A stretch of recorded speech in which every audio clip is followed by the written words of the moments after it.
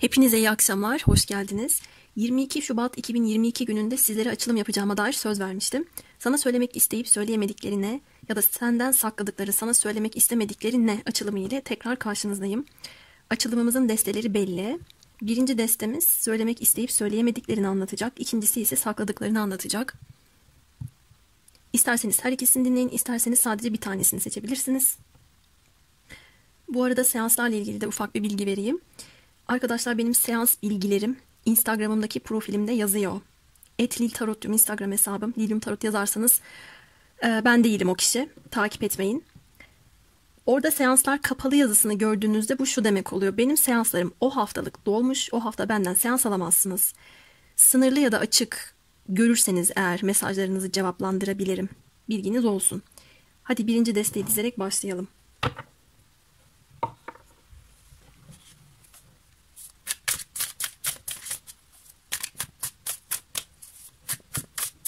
Bakalım neleri söylemek istiyor ama söyleyemiyor.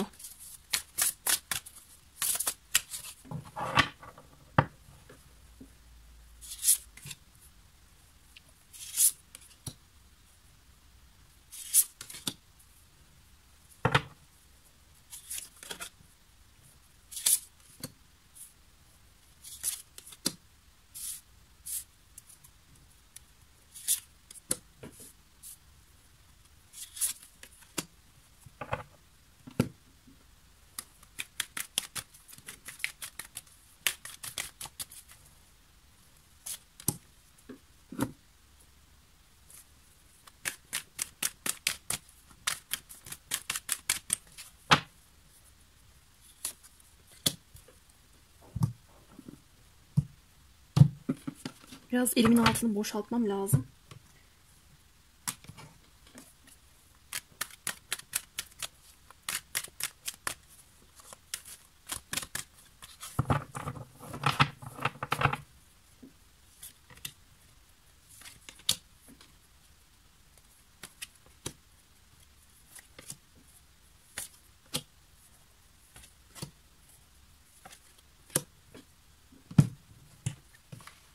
Konuşturma kartlarımdan da alalım. Sonra başlayalım.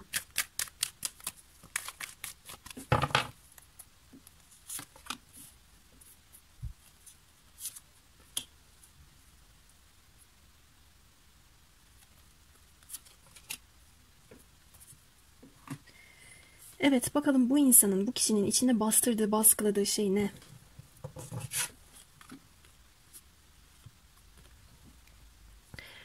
Ben sana uzaktan bakıyorum, seni takip ediyorum. Sana yavaş ama emin adımlarla gelmek istiyorum. Seninle uzlaşmak istiyorum. Fakat bazı şeyler yeterli gelmeyecek diye düşünüyorum, diyor. Buraya ek bir kart açmak istedim. Hatta şu desteden de kullanalım. Detaylı açılım olsun. Şunu da söylemeye çalışabilir. Seninle sana somut adımlar atarsam eğer uzlaşabileceğimi biliyorum. Ama son dönemlerde eğitimime veya kariyerime daha fazla odaklıyım da diyebilir. Durumunuza göre bunu alın.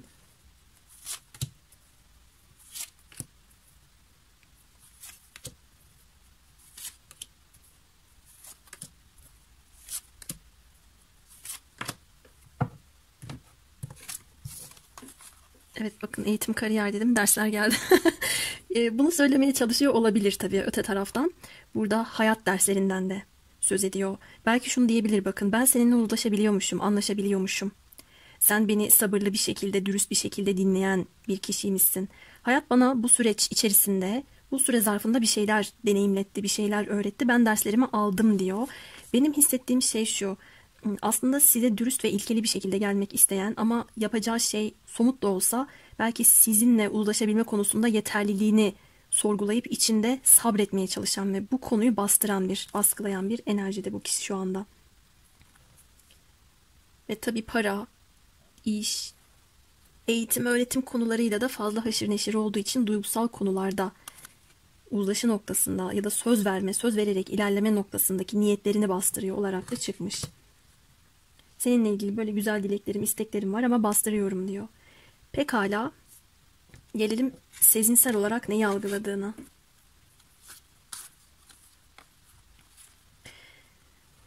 Hayat bana seninle alakalı o kadar çok işaret gönderiyor ki.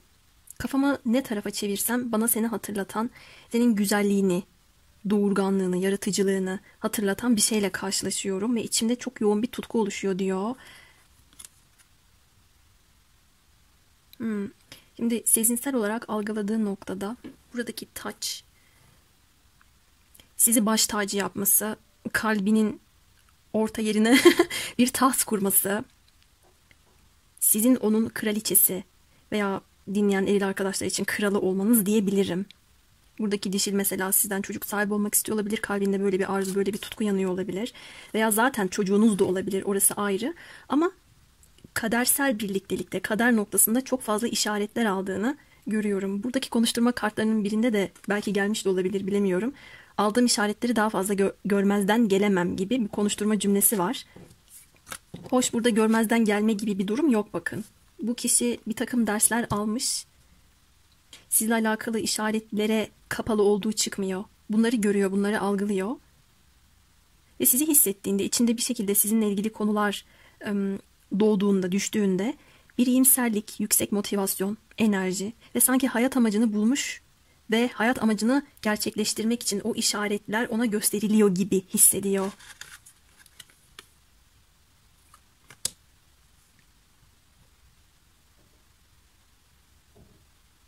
Şunu da diyebilir, bakın çok daha uzak gelecekle ilgili bir mesaj niteliğinde söyleyebilirim. Ben senden çocuk sahibi olmak istiyorum. Böyle bir konu çıkmış. Ve henüz daha bir başlangıç yapmadıysanız bu başlangıcı yapmak da istiyor. Sizinle uzlaşabileceğini, anlaşabileceğini düşünüyor. Buradaki dersler şu da olabilir. Bakın, ben geçmişte o kadar çok başımdan olaylar geçti, o kadar çok üzüldüğüm şeyler yaşadım ki her birinden ayrı bir ders çıkardım. Artık eğriyi doğruyu güzel bir şekilde görebiliyorum. Ben seninle anlaşabileceğimi, seninle güzel bir hayat paylaşabileceğimi düşünüyorum diyebilir bir kısmınız için de bu şekilde. Ben daha çok ortaya somut bir şeyler çıkarmaya çalışan bir kişiyi görüyorum. Bakın, diğer kısımları daha açmadım. Ama burada laf ebeliği yapacak olan birisi gelmiyor. Şöyle bir farkındalık oluşmuş olabilir. Kolektif yorumlarda ve özel açılımlarımda da son dönemlerde karşılaştığım şey şu. Özellikle de erillerde, eril enerjilerde şöyle bir tema hakim. Ben artık süslü cümlelerle, palavralarla, güzel cümlelerle onu etkileyemem. Onun gözüne o pembe gözlükleri takamam. Böyle bir şekilde gitmeliyim ki bu somut ve güvenilir bir adım olmalı. Ben kurtulmak için de buna mecburum. Böyle şeylerle çok fazla karşılaşır oldum. Dişillerin, dişil enerjilerinde, genel olarak enerjisinde şu var. Evet, sen bana o şekilde gelmezsen, güvenimi kazanmaz isen ben de artık kendi yoluma gideceğim. Uzlaşma, anlaşma noktasında bencillik, sadece kendini düşünecek, beni hiçe sayacak tavırlarda bulunman, gurur, sahte gurur, pişkinlik, taşkınlık veya dediğim gibi dengesizce tavırlarla bana gelmen benim hiç istemediğim bir şey diyor dişillerde de. Kolektif enerjilerde böyle bir durum söz konusu. Şu iki kartta da beni oraya götürdü burada yaptığım yorum. Burada iletişimsiz de olsanız, ayrılmış da olsanız, aranızda çok büyük problemler de olsa, hatta ilişkiniz devam ediyor olabilir ama ortada somut bir şey de yoktur. Böyle bir durum içerisinde olsanız bile buradaki kişinin artık somut bir şeyler yapma zamanı gelmiş. O bunu biliyor ve içinde bastırıyor. Sizinle alakalı da ister renk versin ister vermesin çok fazla işaret aldığını görüyorum. Bu kimisi için bir rüya görmektir. Kimisi için burada gösterildiği gibi yolda yürür, bir tabela görür. Tabelada sizin isminiz yazar ya da zaten o sokakta, o caddede bir anınız vardır. Numaraları takip eden, sayıları takip eden biri ise eğer oralarda sizinle ilgili mesajlar vardır, onları alır. Bu işaretler farklı farklı her birinize göre. Şimdi bakalım mantıksal olarak neyi algılıyormuş.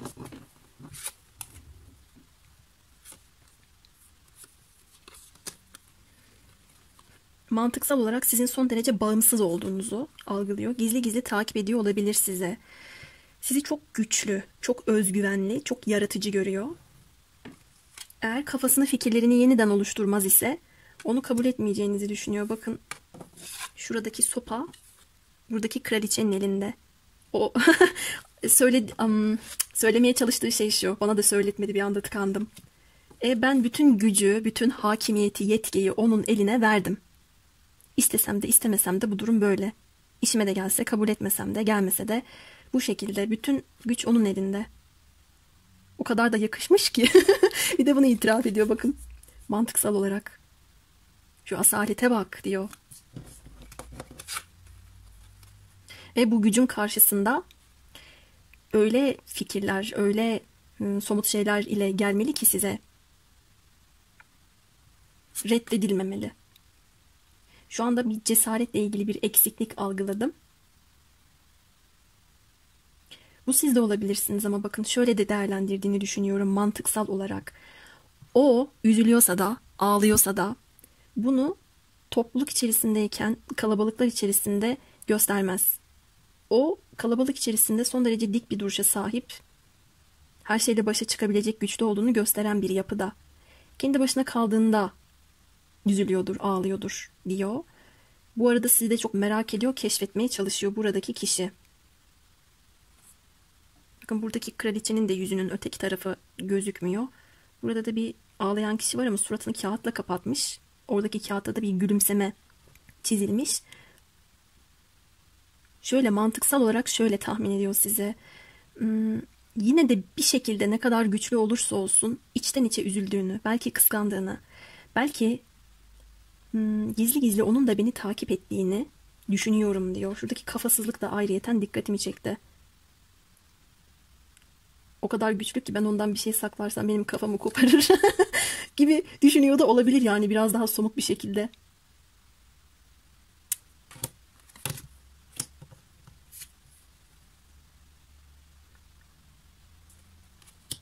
Şöyle biraz daha bakayım.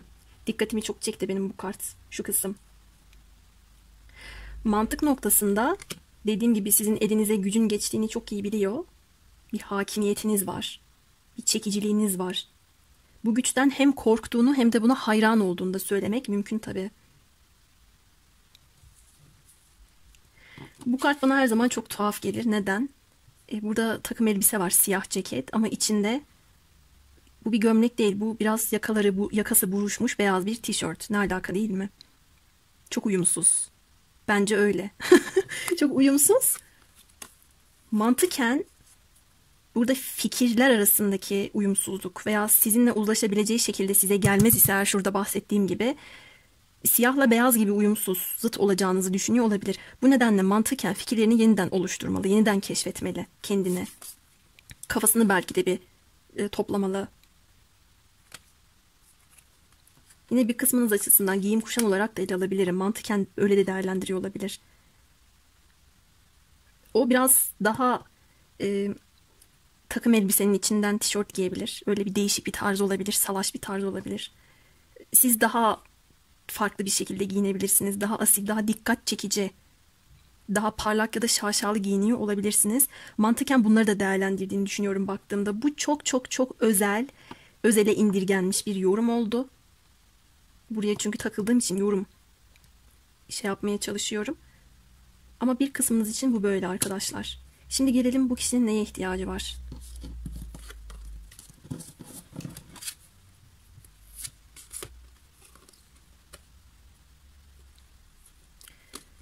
Kocaman bir dolunay resmedilmiş. En son Aslan Burcu'nda bir dolunay gerçekleşti ama bundan sonraki dolunayı da işaret ediyor olabilir bu.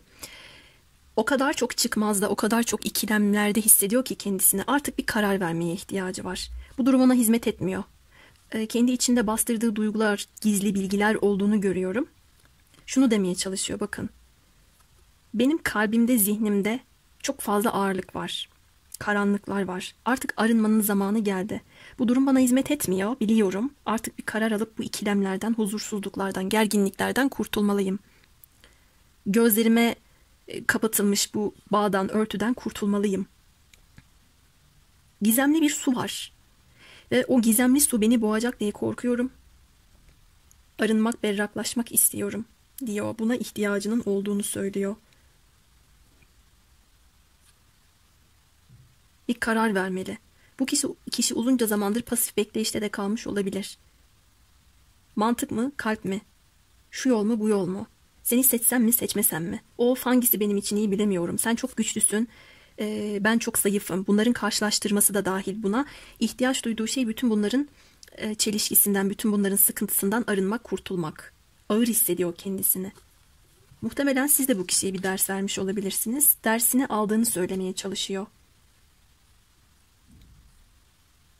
Peki gelelim beden noktasına. Beden ne diyormuş?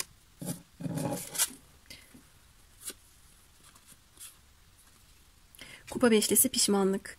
Çok pişmanım. Bakın aynı duruş görüyor musunuz arkadaşlar? Beden noktasında bütün beden, tüm bedeniyle pişman. Tek bir yere odaklanamadım ben baktığımda. Tüm varlığıyla, tüm bedeniyle burada bir pişman kişi görüyoruz. Çok su geldi. Çok gözyaşı döküyor olabilir. Özellikle de kendi başına kaldığı zaman. Şunu diyor. Ay, tam da şu kısmı açarken söyleyecektim, unuttum. Kolumu kaldıracak gücüm yok diyecektim. Belki kolları bile ağrıyor olabilir. Ben de bugün öyleyim biraz. Şimdi şurada gördüğünüz taşlar, kayalıklar sanki bu kişinin içine atılmış. Ağır hissediyor kendini. Ben pişmanım. Kendime ağır hissediyorum. Ayağa bile kalkacak, kolumu bile kaldıracak gücüm yok. Duygusal olarak çöküş yaşıyorum. Hayal kırıklığı duygusu bana ağır geliyor. Kendimi karanlıkta hissediyorum. Kalbimi, zihnimi. Aldığım kararlar, alamadığım kararlar. Yaptıklarım, yapmadıklarım. Şu anda önümde kocaman bir engel. Yürümek istiyorum, yürüyemiyorum. Dursam bu duygu durumunun içerisinde kaldığımı hissedip bununla baş edemiyorum diyor. Evet, çok üzücü bir tabloyla karşılaştık.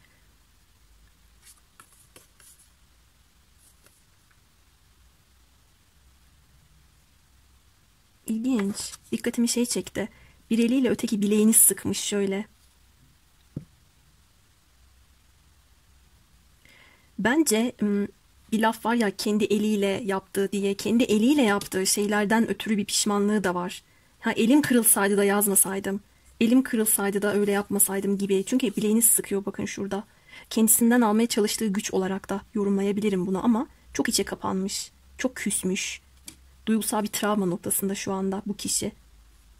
Her neyi yaşıyorsanız, bu kişiyle aranızda nasıl bir konu varsa onun gündeminde şu yok ama söyleyeyim. Tüh, bütün gücü ona verdim. Bu benim egomu zedeledi.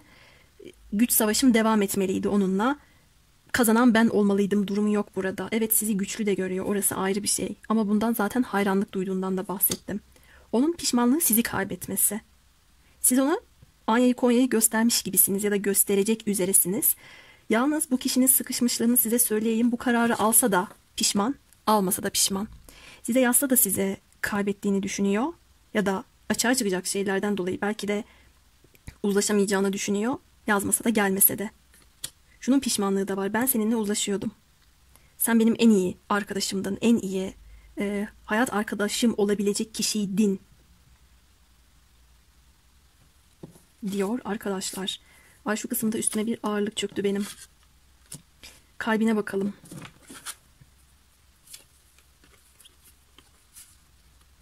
Evet, kalbende bir sonbahar teması geldi. Bu kişi sizi çok güzel, çok tutkulu, yaratıcı görüyor. Bağışlanmak istediğini görüyorum. Onun kalbinde çok güçlü bir yeriniz var. Hayatınızda da çok güçlü bir duruşunuz var. Kalben sizinle uzlaşmak, bağışlanmak istediğini görüyorum. Sanki onun gözünde değil de sizin gözünüzde o düşmüş. Burada kalben şöyle bir farklılık da verdi. İnanç farklılığı. Burada doğrudan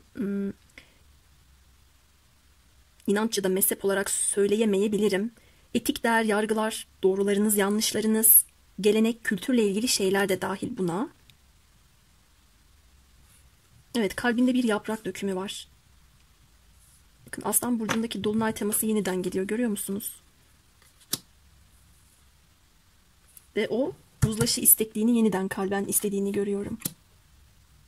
Bu arada sizin dik duruşunuz, karakteriniz, sağlam kişiliğinize de hayran. O yüzden de bu kişinin bir takım pişmanlıkları var.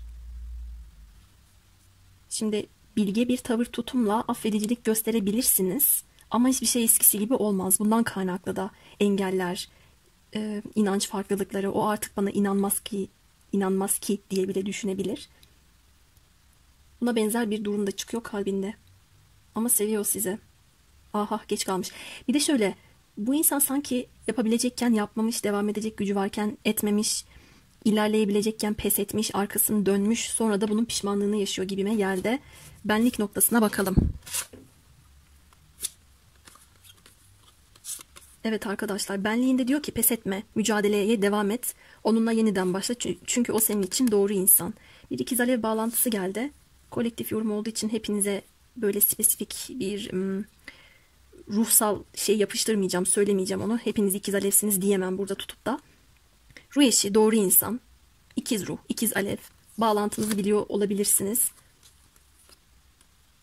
Evet, benliğinde benim için doğru kişi sensin dediği için sizinle yeniden başlamak istiyor, bakın.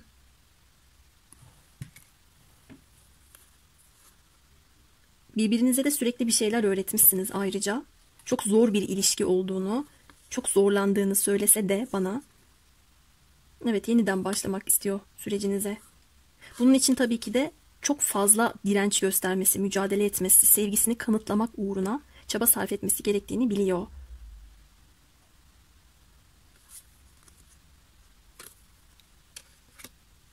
Bu açılımda çok fazla ateş kartları geldi. Ateş burçlarının enerjisi çok yoğun. Koç, Aslan, Yay. Bakalım sürecin sonunda neyin farkında olacak? Bir şeylerin farkında zaten de.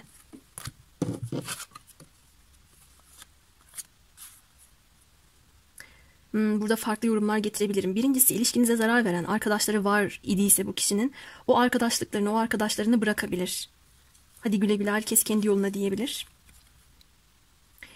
Gücünü doğru kullanmak adına kendi içindeki doğru kelimeyi arıyorum. Şimdi doğru kelimeyi bulamadım. Şimdi şuradaki kişi gibi ağlayacağım. Az sonra bulurum belki.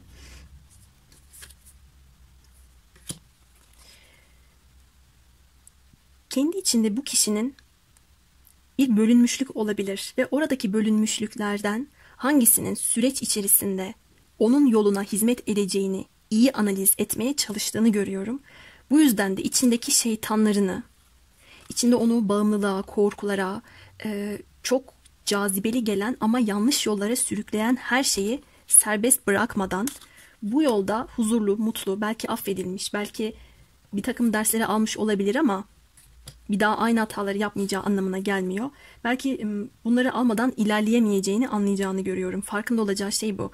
Öte taraftan arkadaşlık sizinle ilgili bir arkadaşlığı da verebilir. Şunu hissettim nedense. Tamam, sen tekrar beraber olamayabiliriz belki ama yine de ben senden kopmak istemiyorum. Sana çok fena bağlandım. Arkadaş kalalım, arkadaş olalım. Hatta şöyle bile diyebilir. Beni serbest bırakma. Böyle bile diyebilir, bakın. Burada bağımlılıklarını fark edecek olarak görüyorum. Aranızda çok kuvvetli bir bağlantı olabilir. Gücünü önceden doğru kullanamamış olabilir.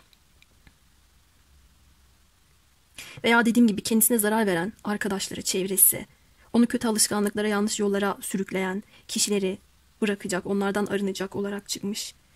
Bu Oğlak Burcu'nun kartı ama bakın ateş enerjisine bakın, ne kadar çok sarı, turuncu, kırmızı enerjisi var.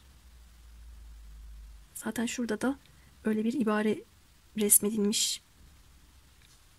Buraya ek bir kart daha açacağım. Karışık geldi bana enerjisi. Tarottan açalım.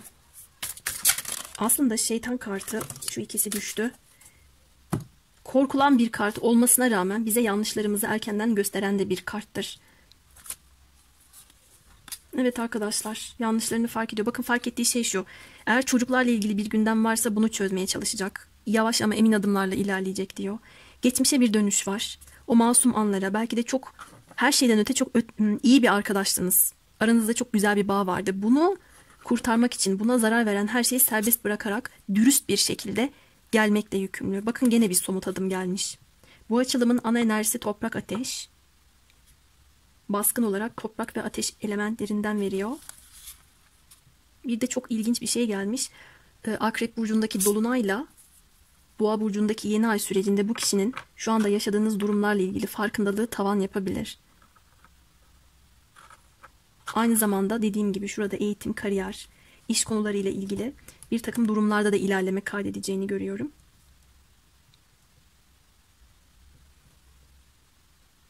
geçmişteki zararlı şeyleri de bertaraf edeceğini görüyorum. Fark edeceği şeyler bunlar olacak. Esaret duygusu, tutsaklık, zincirlenme. Bunlardan nasıl serbest kalabilir? Bunlardan nasıl özgürleşebilir? Bunu anlayacak. Bir de onun hayatında bilgi boşlukları, eksik bilgiler, ona yanlış bir şekilde aktarılmış durumlar. Ben daha çok çevresi tarafından bunun yapıldığını görüyorum. Bunları iyi analiz edeceği çıkmış. Peki şimdi konuşturma kartlarına gelelim. Açılımın şu kısımdaki enerjisi şuradan itibaren çok ağırdı. Pişmanlıklar da var. Peki ne söylersin? Şu an bildiğim şeyleri önceden bilseydim daha iyi seçimler yapardım. Bunun pişmanlığını yaşıyor. Niye sanki önceden bilemedim ki? Affetmek ve unutmak mümkün mü? Arkadaşlar dedim ya bağışlanmak istiyor sizin tarafınızdan diye. Şimdi dil affettim diyebilir ama kalben affedemeyebilirsiniz. Tekrar bir ilişkiye başlayamayabiliriz ama arkadaşla mı kalamayız? Seni hiçbir şekilde kaybetmek istemiyorum diyebilir. Belki affettim dersiniz ama unutamayabilirsiniz. Bu da mümkün. Bunların her birini düşünüyor, merak etmeyin. Düşündükçe zaten böyle pişman oluyor.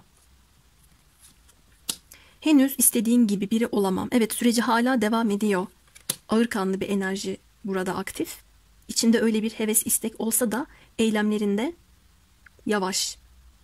Önce bir bağımlılıklarından, yanlışlarından kurtulması lazım. Hayatını bir temizlemesi lazım. Bahar temizliği yapması lazım. Hadi sürecin Mart'ta başlıyor. Mayıs'a kadar neler olacak bakalım. Sana güle güle diyormuşum. Yolunda başarılar diyormuşum. Evet arkadaşlar, birinci deste için söyleyeceklerim benim bu kadardı. Şimdi hemen söylemek istemeyip sakladıklarıyla devam edelim. Tüm hızla devam edelim. Birinci destenin bir kısmından sonra epey bir yorulduysam da gene de iyi bitti arkadaşlar. Şimdi hemen bu taraftayız. Bakalım neleri saklıyorsun, neleri söylemek istemiyorsun. Bunu ilk kart olarak alacağım. Destenin içinde ters döndü.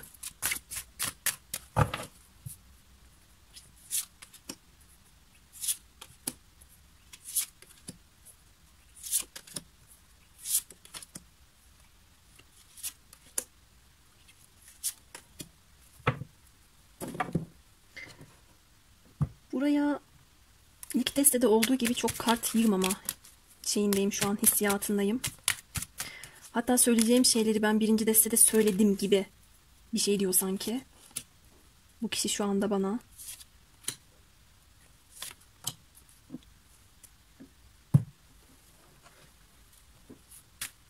Vardır daha söylemedikleriniz. Vardır.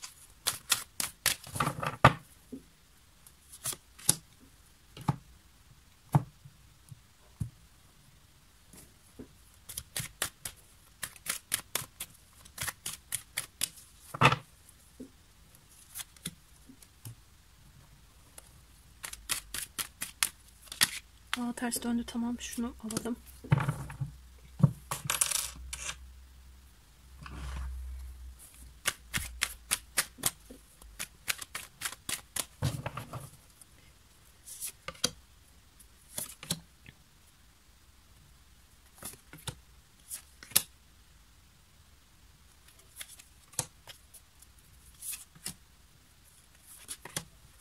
Evet, bakalım neyi söylemek istemiyorsun sen?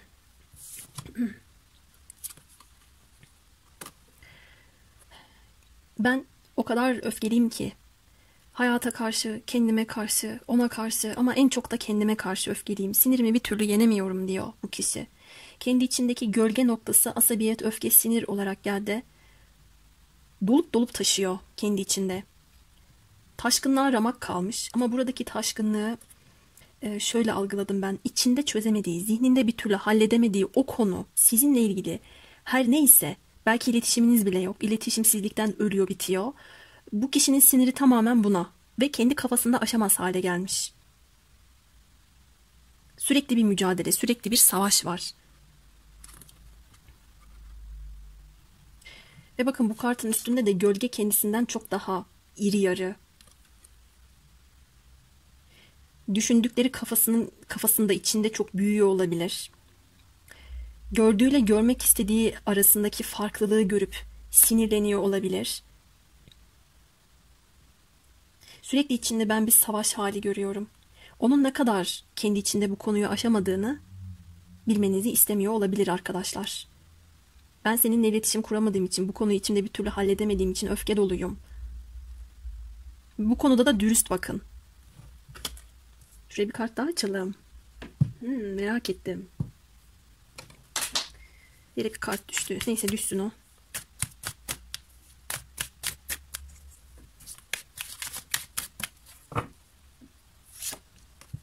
Evet, kış boyunca cebelleşmiş arkadaşlar. Kış boyunca içinde bastıra bastıra bir hal olmuş. Şu anda yağmur yağıyor. Sanki bu enerjisi içinde kışın dondurmaya çalışmış bunu. Gerçek anlamda yağmur yağıyor. Burada şu an benim yaşadığım yerde yağmur yağıyor.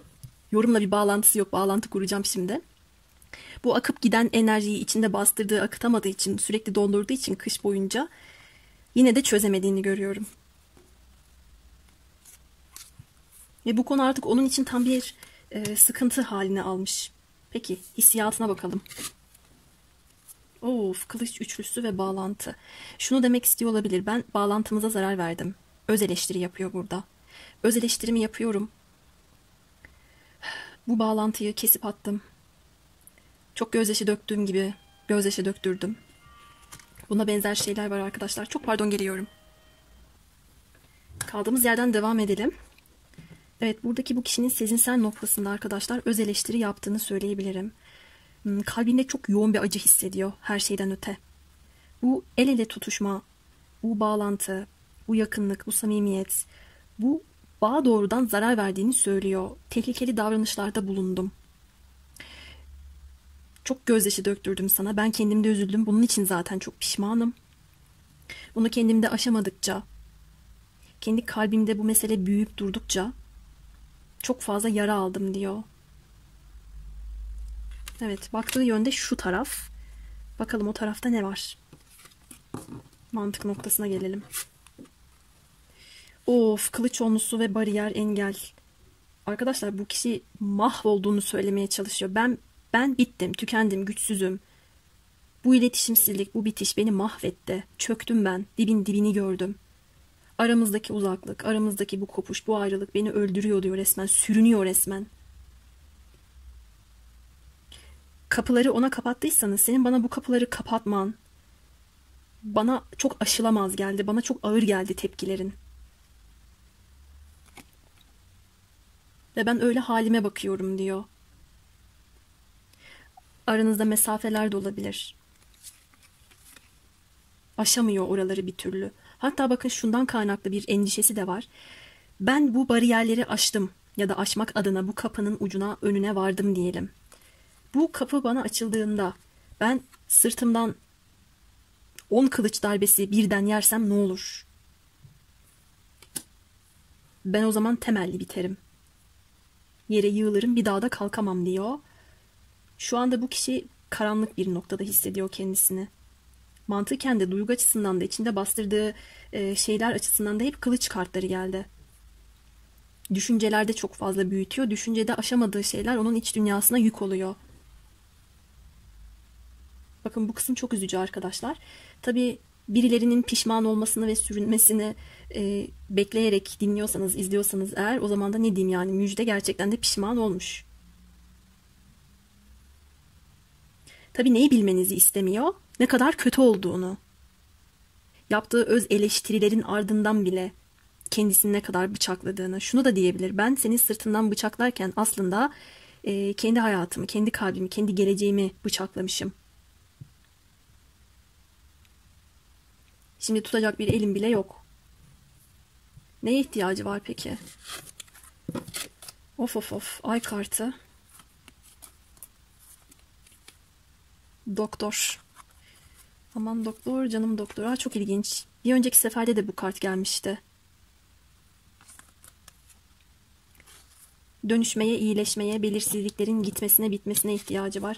Yanlış sözler verdiyse, maceraperest bir şekilde davrandıysa bunları da iyileştirmek istiyor. Şurada da arka planda kocaman dolunay var. Bir önceki destede de Aslan Burcu'ndaki dolunayı yeniden söylemiştim. Yine geldi bakın, yine. Hala devam ediyor demek ki enerjiler. Fiziksel anlamda kendisini çok kötü hissediyor olabilir. Sırt ağrıları olabilir. Arkadaşlar kalbinde bir sıkıntı olabilir bakın. Bir bıçak darbesi, bir ameliyat gibi bir süreci olabilir. İyileşmekle ilgili bir şeye ihtiyaç duyduğu çıkmış. Bununla beraber tekrar bir korkular yüzeye çıkmış. Bunlar yerine hayaller ve rüyalarla ilgili bir takım güzellikler yaşamaya ihtiyacı var. Bir anne teması, anne ile ilgili bir güzelliğe ihtiyacı var. Denge, simya ve dönüştürmenin meleği gelmiş. Hayatında bir güzellik, bir denge. İyi yönde bir dönüşüm, iyi yönde bir değişime ihtiyaç duyduğunu söylemeye çalışıyor. Hayatımda bir dönüşüm olacaksa da bu bana güzellikler, zenginlikler getirsin diyor. Belirsizlikler, korku, endişe, hata yerine. Hata yapmaktan çok korkuyor çünkü. Şunu da diyebilir size. Mesela burada ona doktor olan siz olmuş olabilirsiniz. Sen beni iyileştirdin her anlamda. Fiziksel olarak da olabilirsiniz. Ruhsal da olabilirsiniz. Sen beni iyileştirdin, bana şifa verdin. Ama o zaman ben dönüşmeye hazır değildim. Sen bana her zaman dost oldun. Bana her zaman duyarlı ve şefkatli yaklaştın. Ama ben daha maceraperest. Belki daha vurdum duymaz, daha ihmalkar oldum. Şimdi bunun için pişmanım. Şimdi bunun için acı çekiyorum. Tek başıma şu anda bunların üstesinden gelemiyorum, aşamıyorum diyebilir. Ve bu kış boyunca da böyleymiş arkadaşlar. Bu kişinin, şurada Mart'a ne kaldı? Bir türlü sıkıntılarını atamadığını görüyorum.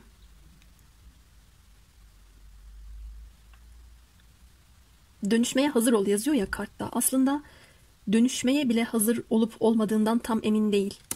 Muhtemelen hayatında bu kişinin yeni bir sayfa açılacak. Sizinle veya sizsiz. Ama neyle karşılaşacağını bilmediği için, önünde kocaman bir belirsizlik olduğu için afallıyor. Ve sizinle olan bağlantısının zeval görmesine ya da bir şekilde tamamen bitmesini, kopmasını istemediğini de görüyorum. Bedene bakalım.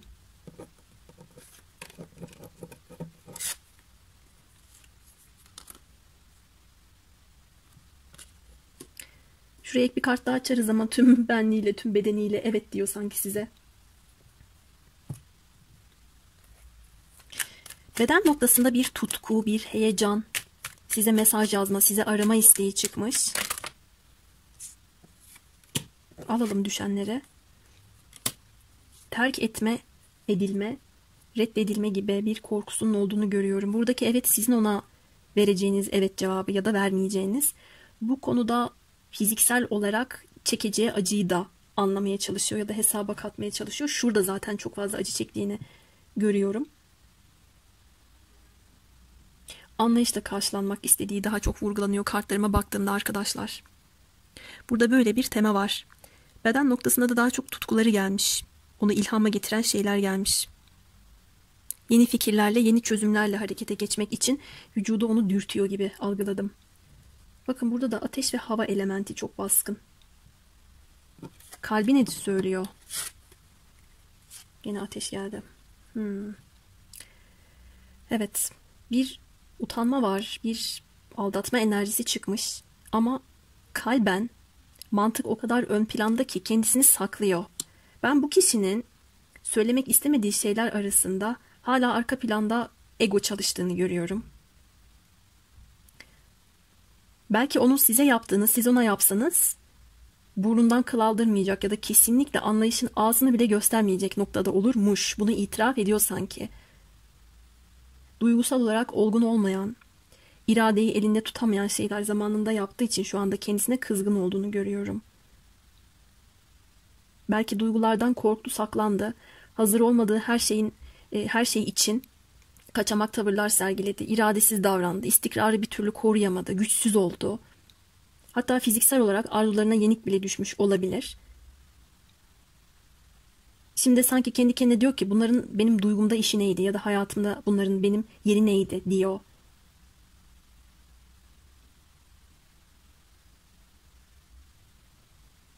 Kendine çok fazla kızgın. Kendine küfür bile ediyor olabilir, öyle söyleyeyim size. Şimdi gelelim benlik noktasına. Arkadaşlar bu ne ya? Yani hep kılıç sıkıntılı kartlar geliyor.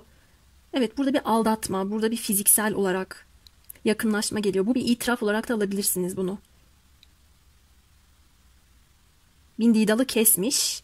Kendisine yararlı olan şeylere zarar verdiğini söylemeye çalışıyor. İhtirasların, şehvetin peşinden koşacağım diye çok takıntılı, boğucu, onu çok zora sokan şeylerin içerisine kendisini hapsettiğini söylemeye çalışıyor. Bir o kadar da duygusal olarak size bağlı olduğu için, kendine de hatalarından kaynaklı çok kızdığı için aşamıyor. Hepiniz için geçerli olmaz ama burada cinsellikle ilgili sıkıntılar da geliyor bakın. Size söylemek istemediği şeyler arasında doktora bile gitmiş olabilir. Bu sebeplerden dolayı.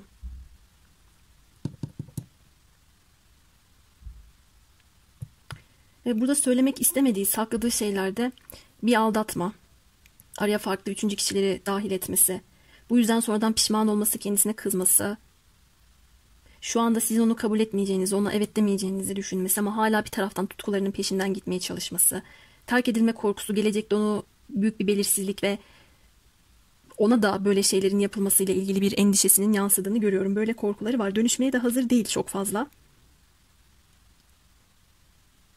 Tutuklu hissediyor. Bu kişinin şöyle bir yanlışı var. Bir ilişki içerisinde olmak demek, hayat arkadaşının senin benliğini, kalbini, bedenini ele geçirmesi, seni tutsak etmesi demek değil. Burada böyle bir gaflet, burada böyle bir yorumlama yanlışlığı var. O iş öyle değil, ben bilirim şekliyle ilerlediği için bir sürü yanlışlar yapmış. Şimdi bu yaptığı yanlışlarla beraber kendine karşı bir hırçınlığı var. Kendi elini kendi bağlamış. Kendini ağaca bağlayan o olmuş. Şimdi bir çözüm yolu bekliyor. Çözüm yolu da bakın şu yukarıya doğru bakıyor. Bakalım ne olacak yani farkındalık noktan. Değnek şövalyesi ve ilahi eril. Ne kadar eril enerji kartlar geldi böyle ve hep ateş ve hava. Çözüm bende diyor. Sen yedin bu haltı, sen toplayacaksın diyor. Yani gelip de burada benim dişilim ya da başka birileri benim elimdeki kolumdaki bağı çözmeyecek. Bunu gene yapacak olan benim diyor. Burada bir itiraf geldi tabii. İster aniden davran ama mantıklı olsun, çöz sorunlarını. İsterse de ani davranışı mantıksız olsun, başını belaya sok ama yine de bir şeyler yap diyor. Burada eylemsellik verdi. Çok fazla ateş geldi arkadaşlar. İtiraflar bunlar. Sizin bağlantınıza zarar vermiş bu kişi. Konuşturma kartlarını alalım bakalım ne söyler. Of of, baydınız içimi. Size değil, bunlara söylüyorum. Bak burada çok fazla hata var arkadaşlar. Bunlara söylüyorum. Bazı şeyleri anlamak için daha fazla zamana ihtiyacım var. Doğru. Bu kadar sıkıntının, kızgınlığın içerisinde cebelleşirken anlayamayabilir. Beni affetmeni istiyorum. Bu birincide de gelmişti. Ortak enerji arkadaşlar. Orayı da bir dinleyin. Orada da vardı affetmek, unutmak mümkün mü diye. Ama şurada ne dedim? Onun yaptığı şeyler başkaları tarafından bu kişiye yapılsaydı ya da siz yapsaydınız affetmezdi. Anlayışlı da olmazdı. Bu kişi kendine hak görmüş bir güzelce. Bazı şeyleri yapmaya ya da söylemeye ama kendisine yapılamazmış. Güzelliğim beni harekete geçiriyor. Doğru. Burada zaten beden olarak geldi. Tutkular sürekli çok yoğun bir şekilde aktif. Burada söylemek istemeyip sakladığı şeyler arasında da bunlar var arkadaşlar. Hala ona göre çok güzelsiniz veya çok yakışıklısınız. Bu onu sürekli tetikleyen, içten içe dürten bir şey. Evet. Bu açılımda benim söyleyeceklerim bu kadar. Yine çok güzel bir açılım olduğunu düşünüyorum. Çok sabırsızlanıyorum. Hemen videoyu YouTube'a yükleyeceğim. Kendinize iyi bakın arkadaşlar. Bir sonraki videoda görüşmek üzere.